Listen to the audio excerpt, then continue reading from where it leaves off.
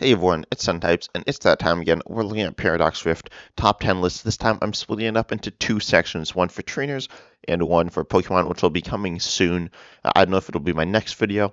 Who knows, maybe it's already out. But yeah, subscribe to the channel to see more Paradox Rift content. I'm going to be doing more of that soon because it's right around the corner. It's coming out in around, I think it's like a week. So yeah, that's going to be really exciting. I got some new decks prepared, and I'm going to be working on that. But yeah, so this also includes special energy. There's only one special energy, I believe, from the new set. And spoilers, it did not make the list. So yeah, let's just hop right into it. First of all, at number 10 is Counter Catcher. Arguably, this card should definitely be higher, but it's a reprint. But it lets you gust if you're down on prizes as an item. Just a good card. Item gust is always good, and this card's well, actually no, that was not true. Item gust is not always good. Item gust is usually always okay. Like Pokemon Catcher isn't a good card. It's an okay card, but Counter Catcher is certainly much better than Pokemon Catcher, and it'll definitely see some play. I don't think it's gonna like break the meta or anything. I'm a control player. I'm certainly looking forward to it, and it'll be good in a number of decks. But yeah, definitely card to keep out on your radar because it does allow you to, as I said, gust with an item, which allows you to use a supporter for other things. That being said, there aren't too many other supporters that do, like there are supporters that draw, and there's supporters that gust, and that's pretty much all the supporters that see play. So if a card like Welder was in format, this would be better, but certainly Counter Catchers is a pretty good card. Next up, we have TM Devolution. This is the first of a number of TM cards that we're going to see on this list. And TMs pretty much are Pokemon tools. They attack for colorless energy, and then or they have an attack that's for colorless energy, and the Pokemon they're attached to can use it, but only for one turn, because then the TM gets a discard at the end of your turn. And this means that it just gives them another attack. It's kind of like the V-Star Power um, Seal Stone cards, but obviously, these aren't V-Star powers, so you can use them whenever you want. Um, assuming you attach multiple, and obviously you can only have one tool attached at a time, but then once it's discarded, you can attach another tool, another TM, or more likely just some other regular tool. And so devolution here is interesting. It's colorless attack, saying one colorless attack, saying devolve each of your opponent's Pokemon, each of your opponent's evolved Pokemon by putting the highest stage evolution from that Pokemon back into their hand. So that's pretty good. It's kind of weird because then they can just play it down back again next turn. But then, if they're rare candy, they can't necessarily do that. They need to use another rare candy. This is nice. Is it super important? It depends what you're up against. I wouldn't say it's hugely important, as most decks have access to rare candy enough, and you could use this attack over and over. But usually by then, like if they're, say, a Baxcalibur deck, they're going to get like all their energy on because they don't want to, before they run out of rare candies, because they don't want to not be able to do their energy acceleration. So it's not like a hugely impactful thing. Charizard, again, they're gonna, their energy's on, and they're gonna attack you like in the meantime when you're just evolving them. So eventually you might be able to get them run out of like evolutions, but that's gonna take quite a while. The other thing is that obviously when you devolve, you drastically decrease your HP, especially going from an EX to a single prizer. And so obviously, if you're going from an EX to a single prizer, you're giving up one less prize, but you are going to go down much easier. So Charizard EX, the example I used, has 330 HP. The Charmeleon, I think the one people play runs has 100 HP, and then the Charmander has like 70. So if you ping him with, let's say, Sableye, but you could ping him with, or you can hit him with Greninja, Cramorant, those Lost Zone things. You could hit him with a wide variety of other things as well. I'm just thinking of Lost Zone off the top of my head, but I don't think Lost Zone would play this card. But then, yeah, you devolve them, and then they die. Obviously, you take less prizes, but instead, you don't need to do 330 damage, which is very hard for some decks to do. So TM Devolution here is going to come in useful when you can devolve multiple of your opponent's Pokemon and KO them all at one time. I think this is a bit of a niche card, but it's certainly one that has power and value, and we'll see some play. Not necessarily long-lasting play might fizzle out, but I think it's a card worth considering and probably one that's going to be underplayed as well. Except we got Gorgeous Mantle coming at number 8. This one is a little weird as well. It's another tool, and it can be attached to non-rule box cards and gives them 100 more HP. But when they're KO'd, they give up one more prize card. So this essentially turns a non-rule box Pokemon into a rule box Pokemon, which is kind of weird, but it's not bad either. Um, the negative aspect is that obviously you're giving up another prize, and so you're acting like a rule box Pokemon, except you have the attack and ability capabilities of a non-rule box Pokemon, which generally means they're weaker. But certainly that's not always the case. For example, Sableye, its attack is certainly generally better than a lot of multi-prize Pokemon. So putting it as like a rule box could be very worthwhile. Obviously, then it only goes up to 180, which isn't even that big for a two-prizer. So you need to weigh your odds. But you can put this on something like, say, Reed and Greninja, and this might be very difficult for your opponents to deal with. So I think Gorgeous Mantle has a place. Additionally, I'd be looking at this in evolution-based decks where they go from single prizers to multi-prizers. The single prizes are very vulnerable to like spread-based attacks and things like that. So instead you'll stick on Gorgeous Mantle, and then you'll have this Pokemon that just hopefully doesn't die in the early turns. And although it will give up two prizes, if it is KO'd, hopefully it isn't. And it would give up two prizes anyway if you evolve it as well, so it's not a huge deal. Overall, I think Gorgeous Mantle is an interesting card. It's a bit of an awkward one to use, and I think it'll require a lot of skill and also only work in certain decks. But overall, I think it's a very solid card that you need to watch out for and consider that you can use and your opponents can use. Next up, number 7 here. Now breaking, I think the top 7 is clearly the best set of like trainers. I think they're a little bit above the rest, but Professor's Terror Scenario, number 7 here. It's a future card, which I don't really think matters, but maybe we'll see something in the future. That was so bad. I didn't mean to do that, but yeah, maybe somewhere in the future we'll see a card that interacts with future and past Pokemon cards. We have some that do interact with the Pokemon themselves, but none that like say search out future cards, which would be cool. But anyway, so Professor Terror Scenario says put one of your Pokemon back in your hand and you discard all the cards attached. This allows you to scoop up evolutions, which is quite useful. There are a few combos. There's a new Espathra. You can combo it with Goldango. And those aren't like amazing. Well, the Espathra one's decent. The Goldango one's not amazing, but overall, it can kind of act like a healing card like Cheryl or Sharon's Care. But really, obviously, it's not amazing as that because you could just use Cheryl. But instead, you can use it to like scoop up the Pokemon and then reactivate its on-play ability. Obviously, it's like a supporter, so it's not amazing, but it could definitely come in clutch from time to time, and I think it definitely will see some play and should see some play also. It's a good control card, so I like that. Next up, number 6, you have TM Evolution. This one's really interesting, and I think substantially better than the other team we looked at before Devolution. It has an attack that says choose up to 2 your bench Pokemon. For each of those Pokemon, search for a card that evolves from them and put it onto that Pokemon. So that's pretty good because it allows you to just evolve. And it allows you to speed it up. So if you're playing, say, a rare candy deck, or a stage 2 deck, I should say, you can, on your first turn going second, evolve into the stage 1s. And then on the second turn, the turn you normally rare candy, you don't even need to rare candy, you just play them down.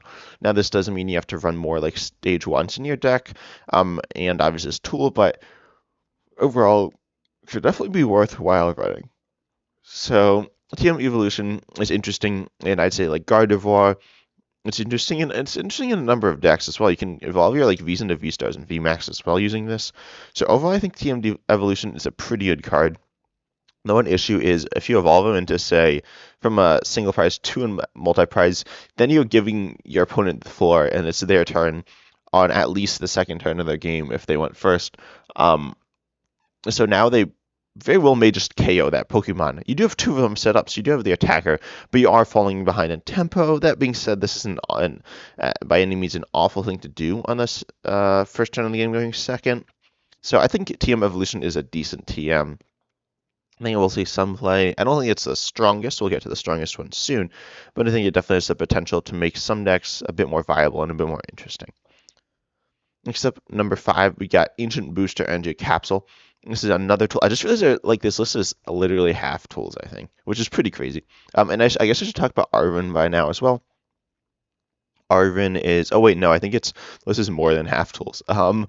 So yeah, but anyway, Arvin is a very good card with tools. It searches out a tool and an item. Generally, the tool is the weaker part. Sure, it did allow you to search out 4 seal stone, but that was essentially the only good tool in the game. There are some that were all right, but now this new set has so many good tools that Arvin's just going to be so much better, which is really good. Okay, anyway, so Energy Booster Energy Capsule. This card is a really interesting and very powerful tool card. It's attached, you can only attach it to Ancient Pokemon to get the benefit, but it says the Ancient Pokemon it's attached to gets 60 more HP. It recovers from all special conditions. It can't be affected by any special conditions. This is very good. Not the special condition part. That doesn't really matter much at all. But the plus 6 HP is super good. Like we've seen, Gorgeous Mantle was 100, but you give up an extra prize. So we have seen Bravery Charm to basics at 50, which is pretty good. But this giving plus 60 is just insane. That's just a lot of HP. Now I don't know. I think the past Pokemon might be weaker than the future Pokemon, but still, I feel like this card is still good. Like, it's a very good card. Yeah, we'll get to some other cards that are kind of. There are more tools on this list, as I said, but this one's still quite good. And I probably put it in pretty much every ancient deck. Oh, it works with there's a Scream Tail as well, which is a nice attack and guardy, and you can certainly put this in to give it some benefit. I don't know if you do, but it's certainly an option. It will help it out a lot.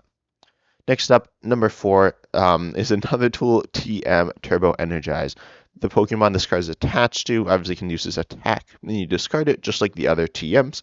And then Turbo Energize for 1 colorless, search check for 2 basic energy, and attach them to your bench Pokemon in any way you like. So I feel like this card is really good, as it allows you to finally have a way of just general energy acceleration, which is something we haven't really had. We've had Raihan, which is okay, but that really only allows you to set up 2 energy cost attackers, because if they KO, you attach one. If they KO the Pokemon with the energy, you can accelerate one to your bench and then attach another one from your hand, and so you get 2 on from nothing. But TM Turbo Energize will say you attach one to your active, you accelerate 2 to your bench, and so now if they KO your bench with the 2 energy, you Raihan to the one with 1 energy and attach another, so you got 3 on. And obviously, if they KO the one with only 1 energy, you have the one with 2 energy, and you just attach, or you could Raihan or whatever, and then you're good to go. I feel like this card is just insane, allowing you to open up so many more options. And just energy is good. Yeah, it's good. It's not necessarily, it's not as good for your board state as the evolution one, but it allows you to set up attackers that you just couldn't set up any otherwise, and it opens the door to so many new decks, and I'm really excited for this card. I think it's really interesting with the Reggie Draco. I don't know if it's going to be good, but I think it's interesting, and overall I'm just really looking forward to seeing this card hopefully work very well. Next up, number 3, that's not right. That's supposed to be Professor Sada's Vitality. I was making this on my phone for some reason, and I clearly misspelled. Okay, it's Professor Sada's Vitality. I was like, hopefully I didn't mistype anything. I did. It might have auto-corrected, who knows. But choose up to 2 ancient Pokemon and attach a basic energy from discard pile to each of them. If you attach any energy in this way, draw 3. This is just kind of like Welder. It's for ancient. It's not quite as good because it's to 2 different Pokemon, but it's still very good. So if it was Welder, it'd be like the best card ever. Or one of the best, certainly the best in the set. It's not quite Welder, but it's still pretty good. And it's any type of energy. The ancient Pokemon are decent, and this will certainly help them out a lot. It's just such a good card for ancient decks, and will, in my opinion, be the most important piece in deciding whether they're good or not. I think the best ancient attacker is Roaring Moon, if I remember correctly. There's Sandy Shocks, there's Scream Tail. Scream Tail's okay, but not with this. There's Slitherwing, which is not good, and there's one that there's the Among Us one, which is okay, but not need attacker. So yeah, I think this will be good, possibly with Scream Tail. No, with Roaring Moon, I always get confused between the names. But yeah, so this with Roaring Moon EX could be good. And I think we'll make Roaring Moon. And it's just a very good card on its own. It's just like Welder. It's more limited in the scope, but it's very good. Now, moving on to number 2, the highest tool on this list, Future Booster Energy Capsule. Wait, it's Booster? I thought it was Boost. I don't know. I don't know. Anyway, so this is apparently Future Booster Energy Capsule. Um, yeah, it doesn't really matter. And these are just rough translations. I'm assuming they got that right though. I played Scarlet and for like a little bit, but I did not reach this point in the game. So okay, so Future Booster Energy Capsule.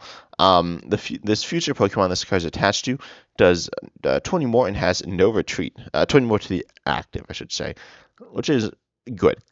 Plus 20 universally is very good.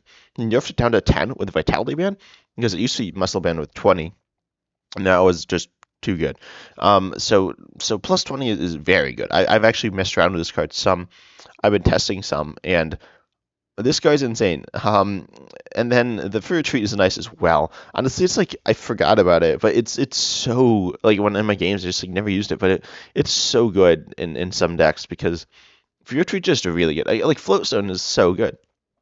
Floatstone was nerfed, Muscle Band was nerfed, and this is just both of them together on the same card. So it's really really good. Um, Extra damage is like always good essentially. For your treat is always good. The fact that you have both of them is just so nice. I mean, this card will provide a great value in every single matchup. I feel like this is just it's better than the past one.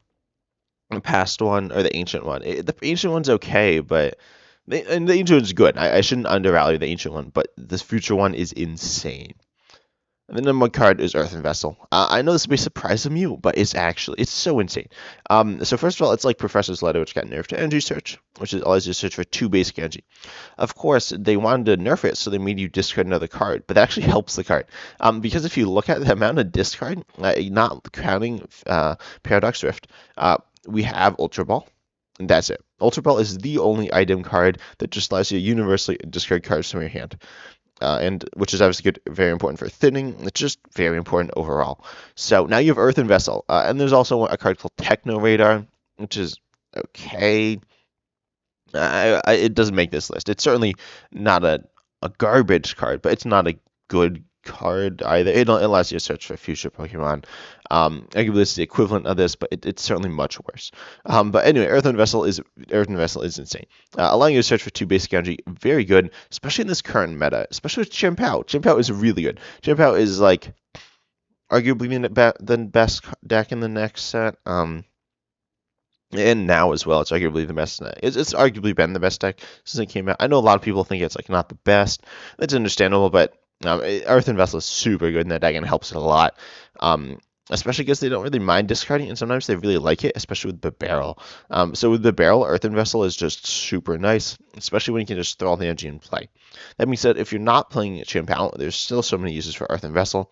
As I said for thinning, and spoilers, I think I want to do Mustard with this. Now, is this like broken because of Mustard? No, but certainly those thinning situations are reasons why this card is better. You're looking at Mew EX, and it's good for that. You're looking at um, I don't know, mostly like Mew EX, but and Barrel as well.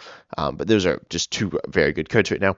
And you also have just general use cases where you want to thin cards out of your deck. And then obviously searching energy is just good. This allows you to play various types of energy in your deck, and this allows you to do run lower counts of energy in your deck because you can find them easier.